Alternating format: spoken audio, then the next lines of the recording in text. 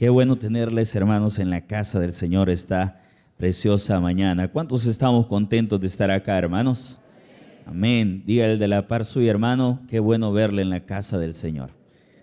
Con una buena sonrisa, hermano. Yo me recuerdo que cuando regresamos de pandemia, hermanos, todos teníamos que estar con mascarilla, ¿verdad? Y uno no podía decirle al hermano que estaba a la par, o sonríele, dígale esto, lo otro, pero algo bonito después de quitarnos todas esas mascarillas es que podemos volver a ver la sonrisa de los hermanos. Así que disfrute, hermanos, de estar en la casa del Señor.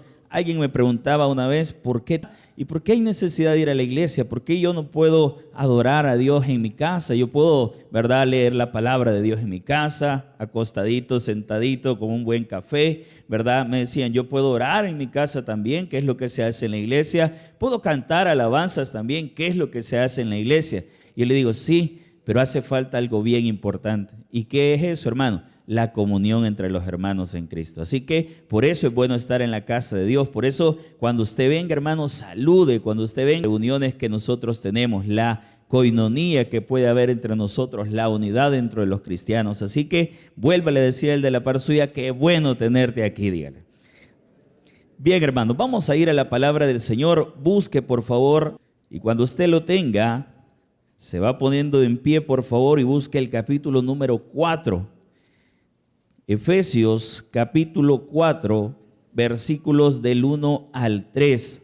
Ahora vamos a esta nueva vida que nosotros ahora tenemos como cristianos. Nosotros, hermanos, teníamos una vieja vida, ¿verdad? Esa vida estaba viciada, estaba llena de un montón de situaciones, ¿verdad? Características negativas, cosas no correctas. Pero en el momento que venimos a Cristo, la Biblia habla acerca de eso. Tenemos una nueva vida. Ahora, la pregunta que nos tenemos que responder esta mañana, y si Dios lo permite, ¿verdad?, en otras mañanas también, es cómo debe de ser esta nueva vida. Cómo yo debo de manejarme y caminar a través de mi vida cristiana. Así que vamos a leer Efesios capítulo 4, versículos del 1 al 3. ¿Lo tiene, hermano?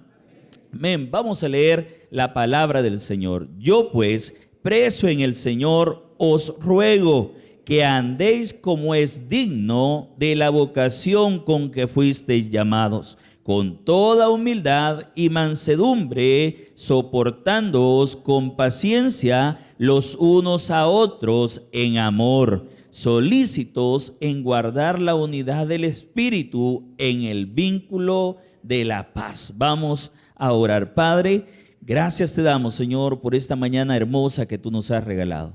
Gracias porque una vez más, Señor, nos permites poder reunirnos en tu casa para poder aprender de tu palabra, Señor, para poder, Señor, meditar en ella, reflexionar en ella, Señor, pero sobre todo, Señor, gracias te damos porque a través de ella, Señor, nosotros podemos vivir, podemos andar, Señor, de la manera que tú quieres. Oro para que esta mañana, Señor, este mensaje, Señor, no solo quede guardado en nuestra mente, en nuestro corazón, sino que sobre todo, Señor, cada uno de nosotros, Señor, como cristianos, podamos tomar este mensaje, Señor, y llevarlo a la práctica. Que cada uno de nosotros, Señor, y nuestras vidas puedan reflejar, Señor, esa obra preciosa que tú has hecho en cada uno de nosotros. Gracias, Padre, porque eres un Dios bueno, un Dios maravilloso, Señor. Te amamos y te bendecimos, Señor, en el nombre de Cristo Jesús. Amén y amén. Puede sentarse, hermano.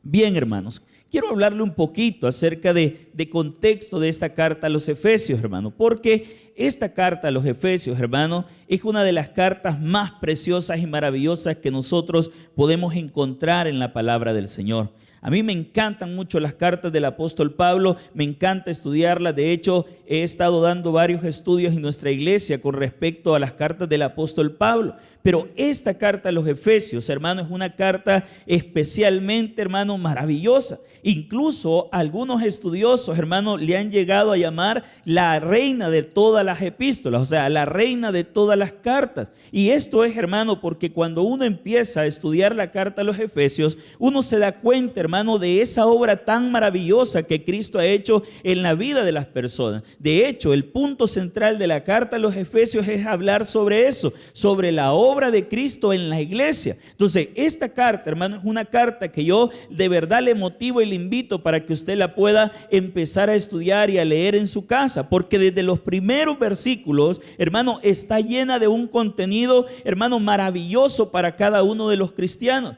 De hecho, el apóstol Pablo, y esta es una de las cosas en la forma en cómo el apóstol Pablo escribe, que a mí me gusta, es que él casi siempre en todas sus cartas, él hace una doble división. Y esta doble división, hermano, tiene que ver con una primera parte que tiene que ver con cosas doctrinales. El apóstol Pablo empieza con su mensaje en estas cartas diciéndole a la gente, ¿verdad?, como la parte doctrinal, la obra que Dios ha hecho en ellos. Pero casi siempre la segunda parte de sus cartas tiene que ver con una parte práctica. Es decir, que él primero les da una enseñanza, pero en la segunda parte él les muestra cómo esa enseñanza que les acaba de dar tiene que ser puesta en práctica. Entonces, esta carta a los Efesios, hermano, tiene ese punto que yo le acabo de mencionar, porque si usted revisa o si usted estudia en su casa los primeros 3 capítulos de la carta a los Efesios, hermano, es una carta con un contenido doctrinal, con un contenido teológico, hermano, pero grandísimo. Él empieza en el capítulo 1, hermanos, a hablar acerca de las bendiciones que nosotros ahora tenemos en Cristo. Bendiciones, hermanos, no solamente materiales, sino más que todo bendiciones espirituales, porque si hay algo que usted debe de tener claro, hermano, es que las bendiciones más grandes que usted como hijo de Dios puede recibir no son las cosas materiales. ¿Por qué, hermano? Porque las cosas materiales tienen un fin. Las cosas materiales en un momento usted lo puede estar disfrutando, usted puede tener mucho dinero, ¿verdad? Y un ejemplo es cuando nos dan ese sueldo que nosotros tanto anhelamos cada mes, ¿verdad? Lo tenemos por un momento, quizás algunos nos dura un día, 2 días, otros quizás un poco más, pero ese sueldo se termina. Entonces, las bendiciones materiales, hermano, que sí son importantes y que Dios también nos las da, hermano, esas bendiciones son buenas, pero terminan en un punto. Pero cuando hablamos de las bendiciones espirituales, hermano, son aquellas cosas, aquellos regalos que Cristo nos ha dado a nosotros como hijos de Dios y que esas son eternas. Entonces, el capítulo 1 de Efesios va a hablar acerca de las bendiciones espirituales. Si usted lee en el versículo número 3 del capítulo 1, vea cómo inicia este versículo. Dice: bendito sea el Dios y Padre de nuestro Señor Jesucristo, que ¿qué dice, hermano? Que nos bendijo con toda bendición espiritual. Entonces, el apóstol Pablo en esta carta a los Efesios inicia hablando acerca de las bendiciones que tenemos ahora en Cristo. Antes de Cristo no teníamos todo esto, pero cuando usted viene y recibe a Cristo en su corazón, lo primero que Cristo hace es bendecirle a usted de manera espiritual. Y ahí empieza un listado de bendiciones que el apóstol Pablo empieza a mencionar acerca de ahora que estamos en Cristo. El capítulo número 2 es un capítulo que a mí me encanta, hermano. ¿Por qué? Porque el capítulo número 2 de la carta a los Efesios, el apóstol Pablo va a decirnos: miren, ustedes estaban en esta condición. Ustedes estaban muertos en sus delitos y pecados. Ustedes prácticamente hacían y vivían esclavos del pecado. Pero Cristo, en su gran amor y misericordia, vino y pagó por esos pecados. De manera que ahora ustedes han sido hechos salvos a través de la fe. Entonces, ese capítulo número 2 nos va a hablar acerca de mi condición anterior, pero mi condición ahora en Cristo. El capítulo 3, hermano, es un capítulo también muy importante, porque el apóstol Pablo dice: es mi oración que ustedes entiendan el amor de Dios para ustedes. Entonces, los primeros 3 capítulos son varias enseñanzas doctrinales, pero yo no me quiero ubicar en esos capítulos. Mi intención es, hermano, que nosotros aprendamos acerca del capítulo 4 en adelante. ¿Por qué? Porque esto tiene que ver con la parte práctica del evangelio. Esto tiene que ver con la manera en cómo cada uno de nosotros como cristianos debería de actuar o reaccionar ante esa obra que Cristo ha hecho en mi vida. Es decir, Cristo vino, me sacó de ese lugar donde yo estaba, no solo me sacó, sino que me bendijo con toda bendición espiritual. Y ahora la pregunta que yo debo de responderme es: ¿cómo yo debo de reaccionar ante eso que Cristo ha hecho? Porque si hay algo que nosotros necesitamos tener claro y en cuenta, es que mi vida, ahora que soy cristiano, no puede ser la misma, hermano. Amén, hermano. Mi vida no puede ser la misma. Tiene que haber un cambio. ¿Por qué? Porque todo lo anterior ya quedó allá. Cristo ya pagó por todo eso. Él ha hecho una obra de redención, un cambio, una transformación en mi vida. Por lo tanto, se espera que yo como cristiano actúe de manera diferente. Por eso es que los capítulos del 4 en adelante son capítulos en cómo el cristiano debe de actuar ahora que es un hijo de Dios. Yo lo veo de esta manera. Es como que los primeros 3 capítulos, hermano, es como que a usted le entreguen su casa por primera vez, ¿verdad? Usted viene y le dicen, vaya, esta es la casa que usted ha comprado. Y la casa, hermano, tiene todo lo necesario. Tiene un techo, tiene las paredes, tiene las divisiones, quizás no las que a usted le gustaría, pero las divisiones y todo está. Pero no está completa, hermano. O yo no sé usted, pero cuando a mí me dieron mi casa, yo recuerdo que tenía la pintura que ellos le ponen, ¿verdad? Tenía la manera en cómo ellos la tenían y estaba completamente vacía. Sí es cierto que esa era una casa, pero no estaba completa. Le faltaba lo que le da vida a esa casa. Le faltaban los detalles, le faltaba el toque que cada persona le da. Entonces, cuando usted viene y empieza a poner esos detalles que yo le acabo de mencionar, el color que le gusta, los cuadros que usted tiene, ¿verdad? Todos los muebles que usted desea, entonces esa casa ya tiene una vida. Esta carta es igual. Los primeros 3 capítulos, hermano, son como esa casa que le entregan a usted vacía y con lo que viene. Pero cuando empieza el capítulo 4 en adelante, hermano, usted empieza a ponerle esos detalles que le hacen especial. En la vida del cristiano es igual. Por eso es que esta parte del 4 en adelante, hermano, yo le llamo mi nueva vida en Cristo. ¿Por qué? Porque después de que Dios ha hecho todo en mi vida, ahora Dios viene a través del apóstol Pablo y dice, esta es la manera en cómo tú debes de actuar. Esta es la manera en cómo tú debes de accionar. Porque si hay algo, hermanos, créame, que le ha dado mucha mente a esto, si hay algo que al cristiano le está faltando en este tiempo tan difícil, tan cambiante, tan contaminado, es esa acción como cristiano. Hermano, muchos cristianos tenemos a Cristo en nuestro corazón. Muchos de nosotros sabemos que hemos recibido a Cristo en nuestro corazón. Quizás muchos de nosotros nos congregamos constantemente, venimos a la iglesia, tenemos un lenguaje cristiano, pero ¿sabe dónde nos está quedando un gran vacío como cristiano? Hermano, en la práctica. Es interesante que cuando uno llega donde una persona a evangelizarlo, a invitarlo a la iglesia, ¿sabe cuáles son los comentarios que la gente hace normalmente? Y le digo porque nos ha pasado a nosotros cuando vamos a evangelizar. La iglesia donde tengo el privilegio de estar colaborando está en una colonia. No es como esto que está cabal en la calle principal, sino que allá la iglesia está cabal en una comunidad. Entonces es bien interesante porque todo lo que pasa en la iglesia o la vida de los hermanos de la iglesia la conoce toda la comunidad. Y cuando de repente decimos vamos a ir a evangelizar aquí a la colonia para poder invitar a la gente y nosotros vamos a invitar, ¿sabe que la mayoría de personas dice sí, a mí me gusta, ¿verdad? Lo que hacen en la iglesia, me gusta la obra social que hacen, me gusta esto, a veces veo las transmisiones y todo, pero cuando le decimos hermano, ¿y por qué no nos acompaña? ¿Saben cuáles son los comentarios? Ellos dicen, no, es que mire, yo conozco al hermanito fulanito de tal, bye. Y uno ya sabe lo que viene después de eso.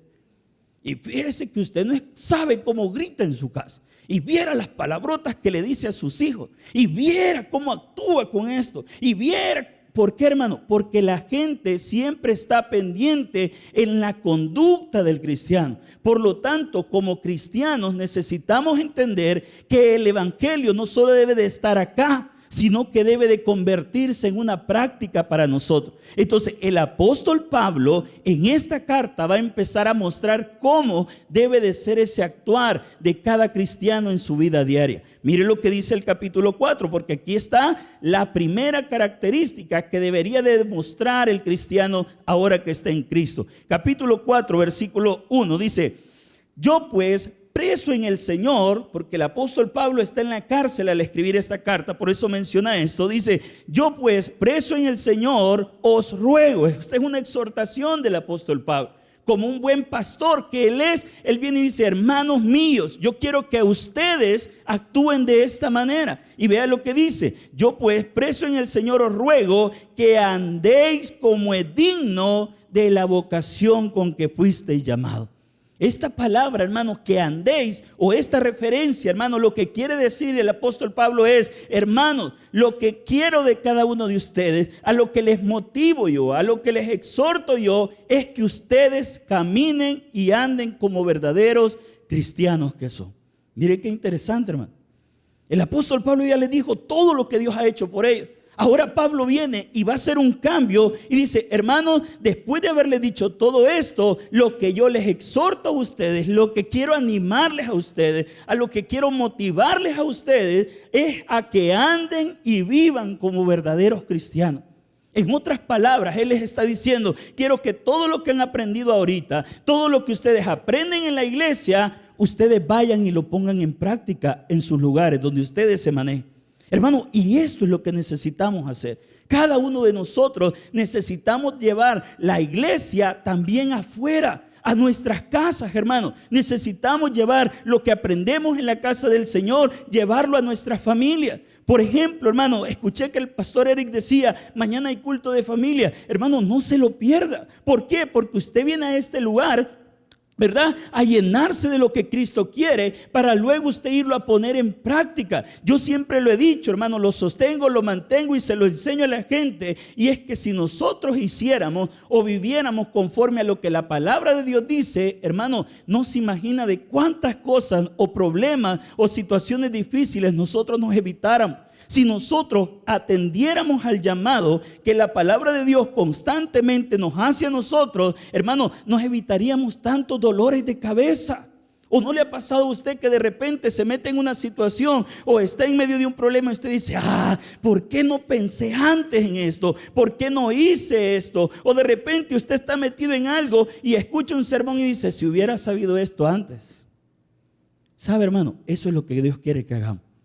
Que todo lo que aprendamos, que todo lo que Dios dice de nosotros, no solo nos quedemos acá, sino que lo llevemos allá. Yo he conocido gente, hermano, que en la iglesia se emociona y amén, aleluya, y aplaude y todo lo demás, pero una vez sale de las cuatro paredes de la iglesia, como que tuviera un cambio de vida. Como que ya no fuera la misma persona que está en la iglesia aplaudiendo, que está en la iglesia diciendo amén. Como que si no fuera la misma persona que estaba con sus ojos cerrados y levantando sus manos adorando al Señor. ¿Por qué, hermano? Porque hace falta eso hoy en día. Por eso es que el apóstol Pablo, después de haberle dicho eso, el llamado es: hermanos, el llamado es que ustedes vivan como verdaderos cristianos. Que ustedes actúen como verdaderos cristianos. Que ustedes caminen como verdaderos cristianos, que ustedes hablen como verdaderos cristianos, que ustedes piensen como verdaderos cristianos, que ustedes hagan todo, piensen todo, solucionen todo como verdaderos cristianos. Ese es el llamado. Por eso es que Pablo inicia de esta manera en el 4. Dice: yo pues, preso en el Señor, os ruego que andéis como es digno. ¿Y cómo es digno, hermano? Como verdaderos cristianos. Si usted no fuera cristiano, le pregunto: ¿qué esperaría de un cristiano, hermano? ¿Que fuera malcriado? No lo creo, hermano. ¿Qué esperaría usted de un cristiano, hermano? Que pasara en medio de la gente y no saludara nada. Y uno a veces se queda así. Voy a contar un chambre. Una vez, hermanos, como ya le dije, está en una comunidad, ¿verdad? Y donde yo vivo está cerca de la iglesia. Yo vivo en un pasaje. Y usted sabe lo que significa un pasaje. Bueno, esos pasajes son pero bien cortitos, hermano. Que lo que usted está haciendo en su casa lo escucha el otro y así sucesivamente. Entonces, yo recuerdo que yo vivo casi al final de ese pasaje. Entonces, en uno de esos días donde las hermanas les agarra, ¿verdad?, de salir afuera de su casa a limpiar y arreglar sus plantitas y todo lo demás, pues sale el pastor Ulises, ¿verdad?, de su casa en la mañana corriendo porque le agarró la tarde. Y de repente voy pasando, hermano, literal iba corriendo porque me estaban esperando y ya se iban y si no me dejaban. La cosa es que yo pasé corriendo y yo vi toda la gente en el camino, pero yo iba con la misión de llegar hasta la iglesia. Ese no es el problema. De repente, hermano, así, pero a los minutos de que yo había llegado a la iglesia, viene el pastor y me escribe: mira, me dice la hermana fulanita de tal que sí te la picas. Y yo dije: ¿qué es eso? ¿Y qué he hecho, verdad? Si yo ni la vi, pastor, pero yo ni he visto a la hermana fulana. Sí, me dice, dicen que pasaste ahí como que a saber quién era, me dijo en tu pasaje, sin saludar, sin decir buenos días, sin levantar la mano. Y yo digo, qué interesante, hermano.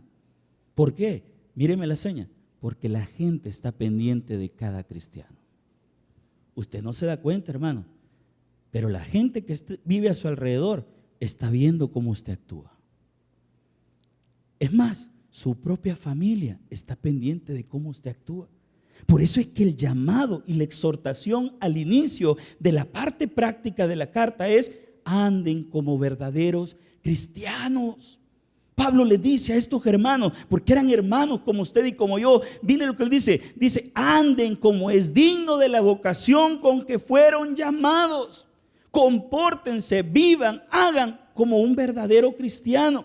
Y en este caso, hermanos, específicamente para iniciar esto, Pablo va a hablar acerca de cómo el cristiano debe de comportarse con los hermanos en Cristo. ¿Cuáles deben de ser las características que deberíamos de tener nosotros como cristianos dentro de la iglesia y con nuestros hermanos en Cristo? Miren lo que sigue diciendo en el mismo versículo. Bueno, el versículo 1, leámoslo de nuevo, dice: yo pues, preso en el Señor, os ruego que andéis como es digno de la vocación con que fuisteis llamados.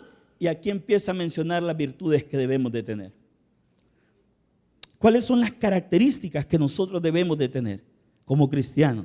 Y la primera, hermano, solo en esa creo que varios de nosotros salimos ponchados.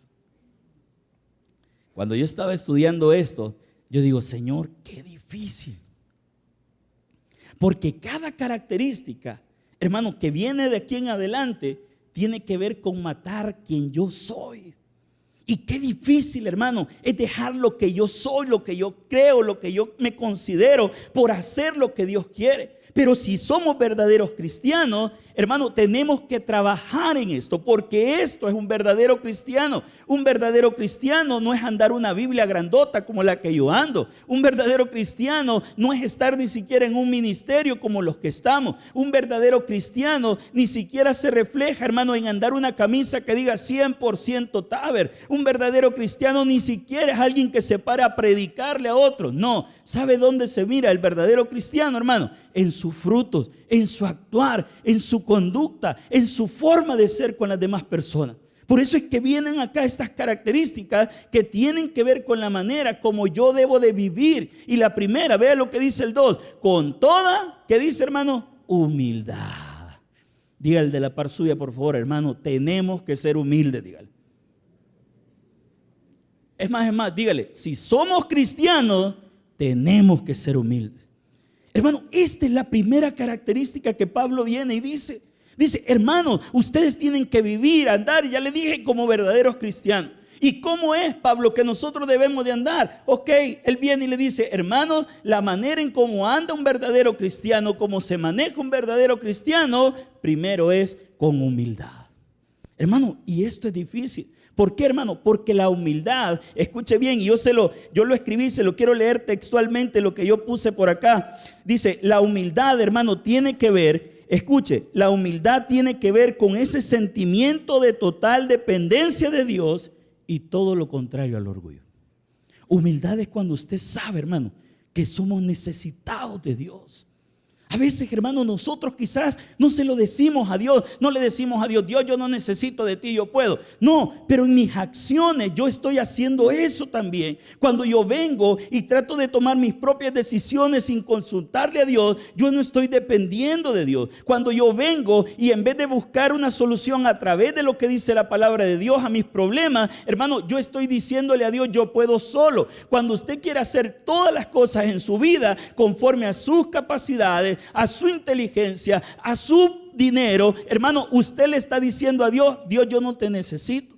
Pero la humildad que debe de reflejar cada cristiano es todo lo contrario. La humildad nos tiene que llevar a nosotros a entender que tenemos que depender de Dios en todo momento, hermano. Para cada situación, para cada problema, para cada momento, yo debo de depender de Dios. Hermano, ¿se imagina usted si nosotros como cristianos, cada vez que vamos a tomar una decisión, primero fuéramos a Dios?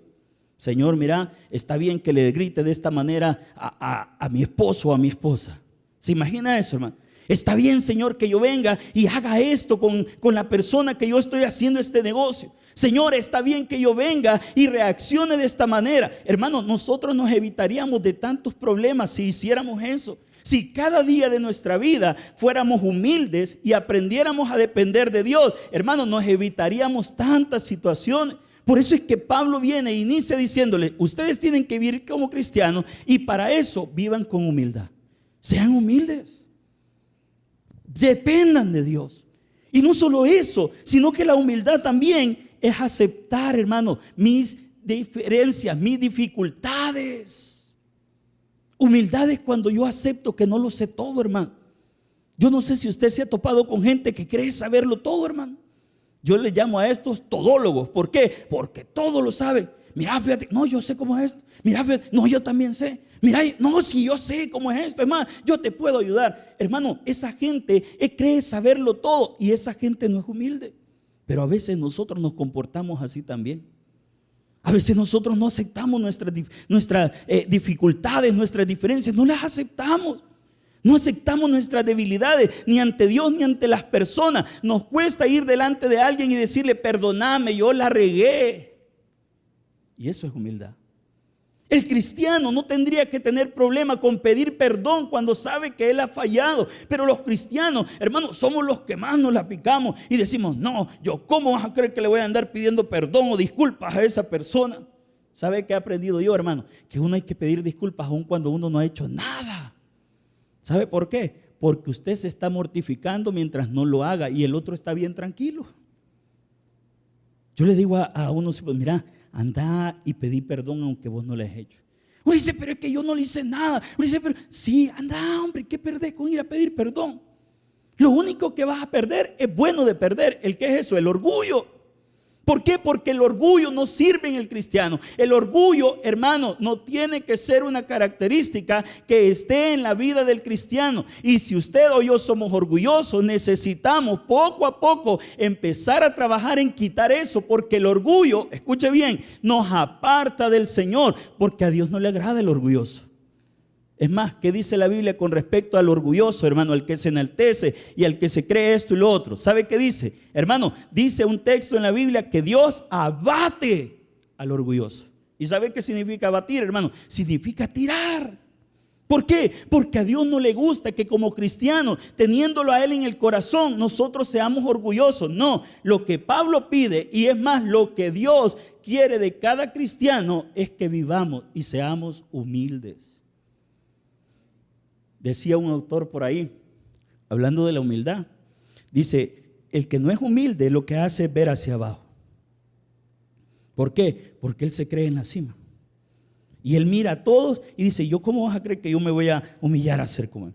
¿Cómo vas a creer que yo voy a venir y voy a hacer? No, pero el verdadero cristiano no tiene que ser ese. El verdadero cristiano que practica la humildad es aquel que mira hacia arriba. ¿Y qué significa eso? Señor, ¿estará bien lo que yo voy a hacer? Señor, mira, te necesito, Señor. Mira, Señor, yo soy muy listo, pero te necesito, Señor. Entonces, la primera característica que debe de haber en la vida cristiana, ahora que estamos en esta nueva vida en Cristo, es la humildad, hermano. La segunda característica, vea lo que dice el texto siempre en el 2. Dice: ¿con qué fuisteis llamados? Ahí viene la línea y dice: con toda humildad. ¿Y qué dice después, hermano? Y con mansedumbre. Dígale el que está a la par suya: hermano, sea manso, dígale. Manso, pero no. No, eso no, hermano. ¿Qué es la mansedumbre, hermanos?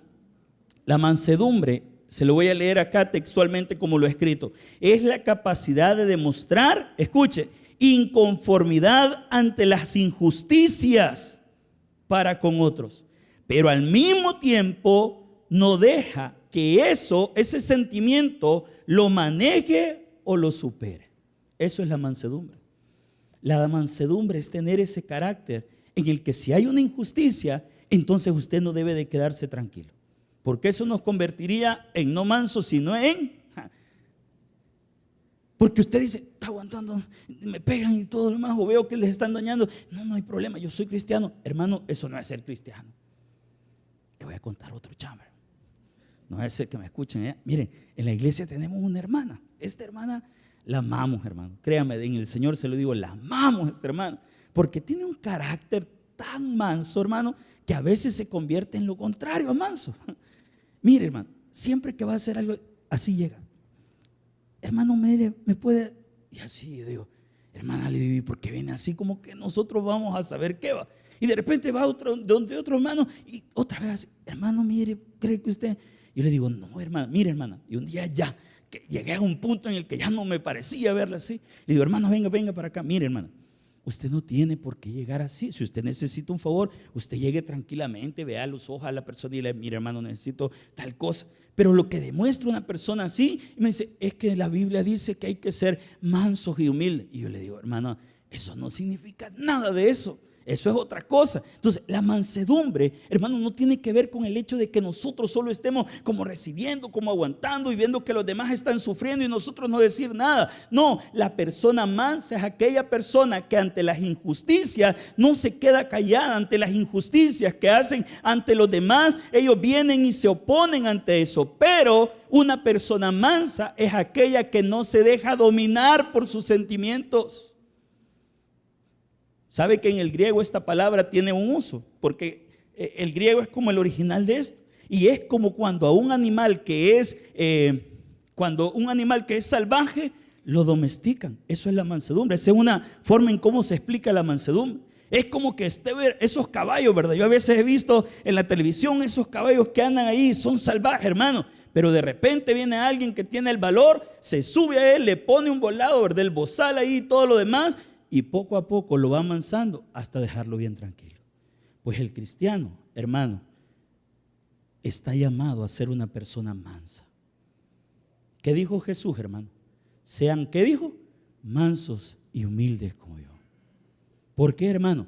Porque nosotros no tenemos que dejar que nos superen nuestras emociones. Hermano, hay cosas que de verdad yo entiendo que de plano uno lo enojan, hermano. Pero ¿sabe qué hace el verdadero cristiano? No permite que eso lo supere. Pero a veces, hermano, nosotros como cristianos, ante las situaciones, quizás está bien que reaccionemos, ¿verdad? Y que nos molestemos, pero a veces las emociones nos sobrepasan y cuando eso sucede, hermano, podemos llegar a cometer grandes errores. Yo conozco, hermanos, porque trabajamos con muchos niños y yo conozco padres de familia que han escapado a matar a sus hijos. Escuche bien, hermano, porque sus hijos hicieron algo que no tenían que hacer y estaba mal que los corrigiera. No, está bueno que corrija a sus hijos. Lo malo es cuando esa emoción te supera y en vez de solucionar un problema, te metes en otro. Pues Pablo dice, hermanos, ustedes que tienen una nueva vida en Cristo, no solo tienen que ser humildes y aceptar la dependencia de Dios y aceptar que no lo saben todo ni lo pueden todo. No, aparte de eso, tienen que actuar con mansedumbre. ¿Y cómo es eso? No dejando que tus emociones te superen. En ninguna área de nuestra vida, hermano, nosotros como verdaderos cristianos debemos de dejar que nuestras emociones nos superen. Si hay algo que hay que solucionar, está bien, vamos, platicamos, pero no por eso yo vengo. ¿Sabe que hay gente, hermano, que vive odiando a las personas por años? Porque quizás alguien le hizo un daño. No, es que yo viera, Ulises, tengo un problema en mi corazón, una raíz de amargura. ¿Y cuál es tu raíz? Es que viera, ya está, Señor, ya tiene su familia. Es que viera, yo me acuerdo que mi maestra de primer grado lo que me hizo. Y nos reímos, hermano. Pero a veces dentro de nosotros hay raíces de amargura de años. Pero dejamos que las emociones nos superaran y no tenemos mansedumbre en nosotros. Pablo dice, si usted es un cristiano, ¿cuántos son cristianos acá, hermano? Usted ya no tiene que tener esa forma de vivir. Usted tiene que aprender y ser manso como Jesús lo fue. Y mire lo que sigue diciendo la palabra de Dios. Tengo que correr porque me quedan aún 3. Vea lo que dice, versículo 2. Con toda humildad y mansedumbre. ¿Y qué dice después, hermano? Ay, este es el difícil. Soportándonos, ¿qué dice, hermano? Con paciencia los unos. Vea el de la par suya, hermano. Vea el del otro lado, por favor. Hermano, tenemos que soportarnos con paciencia los unos a los otros. Y eso sí es difícil, hermano. ¿Sabe por qué? Porque qué bonito fuera que viviéramos en un mundo donde todos pensáramos igual. ¿Se imagina eso, hermano? Qué chivo fuera, hermano. que todos pensáramos y viviéramos igual y todos anduviéramos en la misma línea. Pero no, hermano. Dios ha sido tan bondadoso, tan bueno, tan maravilloso, tan perfecto, que a todos nos hizo diferente. Pero ¿sabe qué dice? Hermanos, ustedes que son cristianos tienen que soportarse con paciencia. La palabra paciencia tiene dos explicaciones. Una tiene que ver con el hecho de soportar ante cualquier dificultad. Los cristianos estamos llamados a eso. La paciencia tiene que ver con que hay problemas, necesidades, pero yo no me rindo, yo sigo adelante, yo voy luchando porque sé que al final Dios va a tener una respuesta.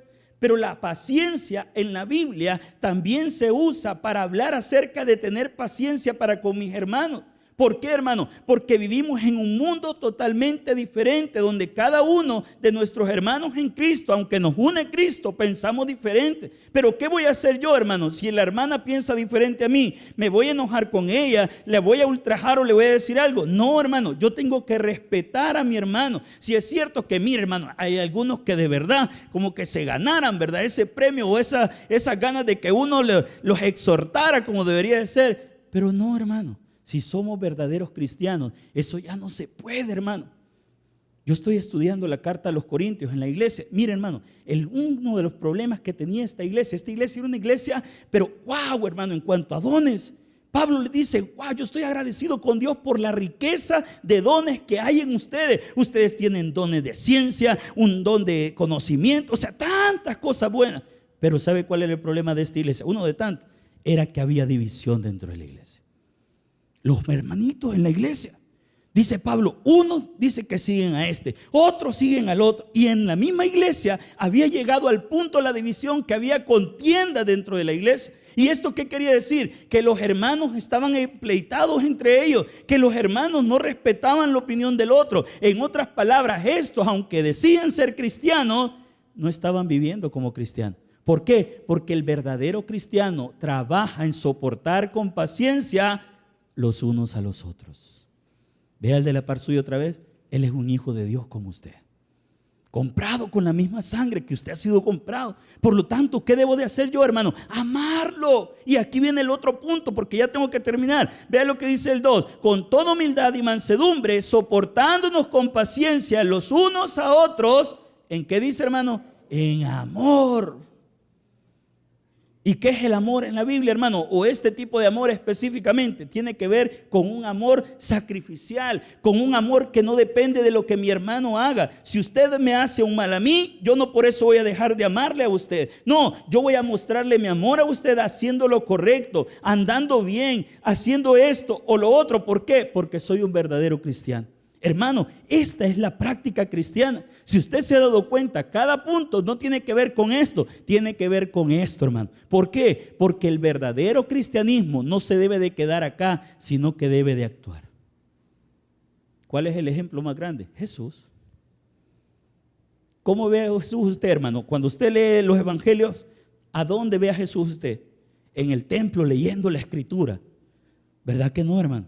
Es más, son contados los pasajes donde Jesús se menciona que estaba dentro del templo. ¿Sabe dónde andaba Jesús, hermano? Por todos los lugares alrededor del templo, enseñándole a prostitutas. Dice que lo criticaban porque estaba con comelones, con bebés.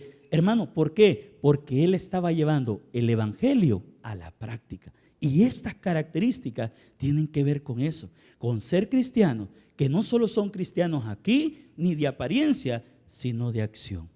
Le pregunto a usted, ¿qué tipo de cristiano está siendo usted? ¿De acción o solo de acá? Porque lo que Cristo quiere para nosotros, ahora que tenemos una nueva vida, es que vivamos, actuemos, andemos como verdaderos cristianos. Pablo cierra esto con un broche de oro, como decimos nosotros. Versículo 3. Solícitos en guardar, porque este es el punto de todo, que haya unidad en la iglesia. Dice, solícitos en guardar la unidad del Espíritu en el vínculo de la paz. Cuando nosotros actuemos con humildad, con mansedumbre, con paciencia y con amor, ¿sabe qué va a haber dentro de la iglesia, hermano? Paz. ¿Y qué pasa si hay paz dentro de la iglesia? Una iglesia donde no hay división y donde hay unidad es una iglesia que está caminando bajo la guía que debe de caminar. ¿Y esa guía quién es, hermano? ¿O ese punto central quién es? Cristo. Por lo tanto, hermanos, esta mañana vivamos como verdaderos cristianos.